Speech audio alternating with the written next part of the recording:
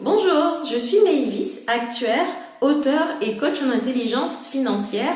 Bienvenue sur ma chaîne Rente Easy où on va parler ensemble de tous les sujets qui me passionnent, à savoir les finances, les investissements et la liberté financière. Alors aujourd'hui, on va parler de immobilier. On va plus précisément d'investissement locatif et de l'intérêt d'investir dans le locatif avant d'acheter sa résidence principale. Parce que beaucoup de personnes me demandent mais qu'est-ce qui est mieux, acheter ma maison ou investir avant dans l'immobilier?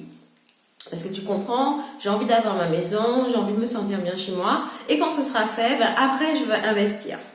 Moi, mon conseil pour toi, c'est d'investir dans le locatif avant d'acheter ta résidence principale. Et je vais t'expliquer pourquoi. Quand tu veux acheter un bien immobilier, quel qu'il soit, investissement ou résidence principale, tu vas voir ta banque.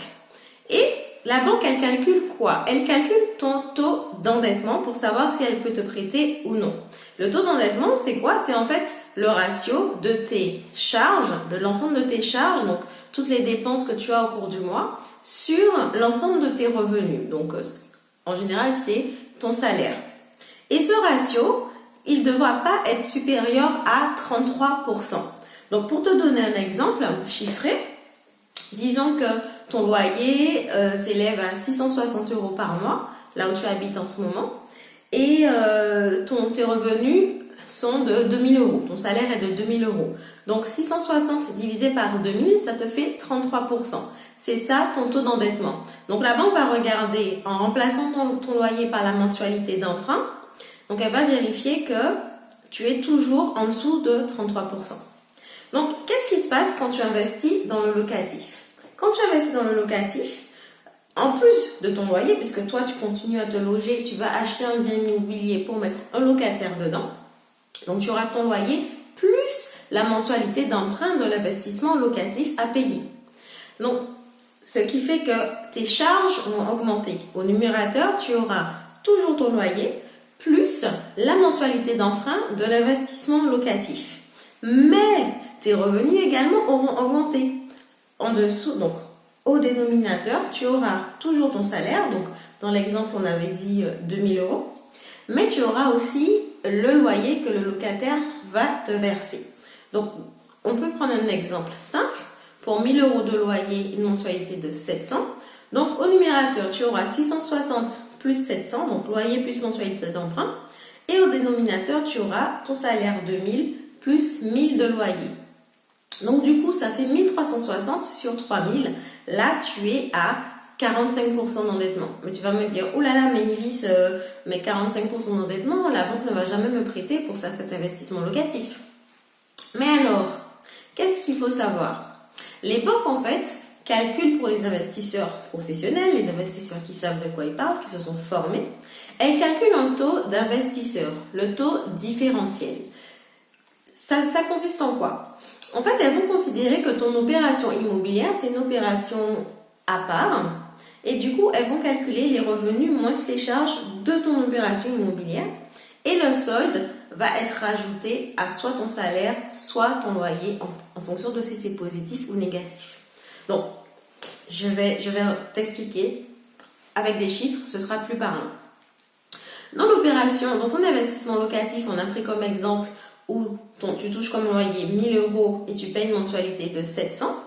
Dans cet exemple-là, on fait un exemple simple, tu as le solde, c'est loyer 1000 moins mensualité d'emprunt. Donc 1000 moins 700, tu es à 300 € que tu as en cash flow positif. C'est quelque chose que tu as dans ta poche à la fin de chaque mois.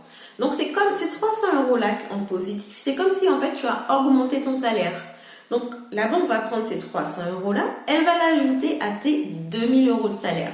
Donc ton ratio d'endettement investisseur, ton ratio d'endettement différentiel, ton taux différentiel, ce sera 660, toujours ton loyer, sur ton nouveau salaire, enfin tes nouveaux revenus, 2300. Et là, tu as un taux d'endettement de 28%, c'est le taux différentiel. Donc en fait, c'est comme ça que moi, j'ai pu acheter 3 biens locatifs de suite, d'affilée, avant d'acheter ma résidence principale.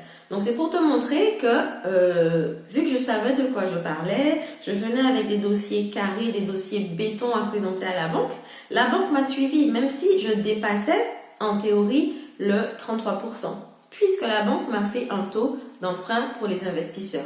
Donc quand tu fais ça avant, avec ce taux d'un investisseur, tu peux acheter ta résidence principale, puisqu'en fait, au pire des cas, ton loyer sera remplacé par la mensualité de ta résidence principale.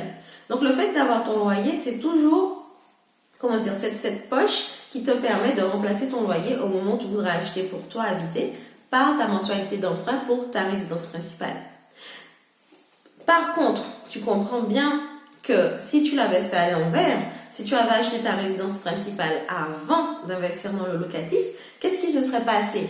C'est qu'en fait, du coup, tu aurais eu tes charges sur ton salaire, donc mensualité d'emprunt de ta résidence principale sur ton salaire, mais vu que tu n'auras pas augmenté tes revenus, il n'y a aucun moyen pour que ça s'améliore et que tu aies un taux d'investisseur, puisqu'en fait, ton taux d'endettement, il est déjà grevé, il est déjà au taquet. C'est pas comme si tu avais ce 300 € en plus, comme on l'a vu dans l'exemple de l'investissement locatif, qui aurait augmenté ton salaire et du coup amélioré ton taux d'endettement.